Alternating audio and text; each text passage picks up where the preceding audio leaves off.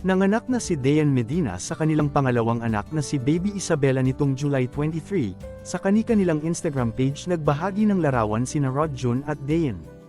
Caption ni Rod Jun sa post, 17 years na tayo today, simula nung sinagot mo ako wife at Dayan Medina. The best na regalo ang binigay sa atin ni Lord ngayon. Grabe, ang ating second baby, our princess at Isabela Ilustre. So proud of you wife.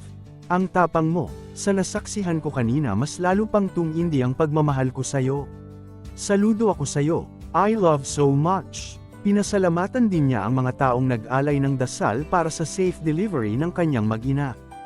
Thank you family and friends for the prayers. Thank you so much Lord. The best ka po talaga. Welcome to the world our answered prayer Princess Isabela Ilustre. We love you so much. God bless you always. My answered prayer.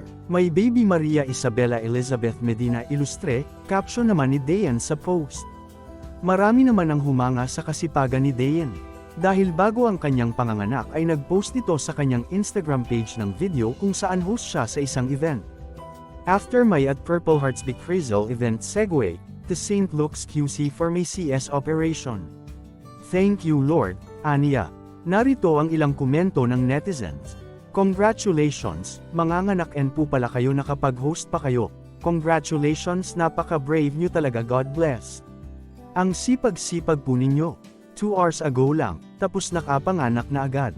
Congratulations, nasa tiyan pa lang si baby, dami na siya na-attendan na events hehe. Kamakailan lang sa Instagram, ibinahagi ng actress-host ang mga larawan mula sa kanyang maternity shoot. Ipinakita niya ang kanyang baby bump, at sa kanyang caption, sinabi niyang nasa 38 weeks na siya.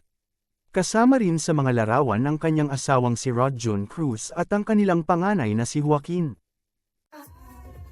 Here tonight at the Purple Hearts Grand Launch. Once again, I'm Dayan Medina. I'm so excited knowing that I'm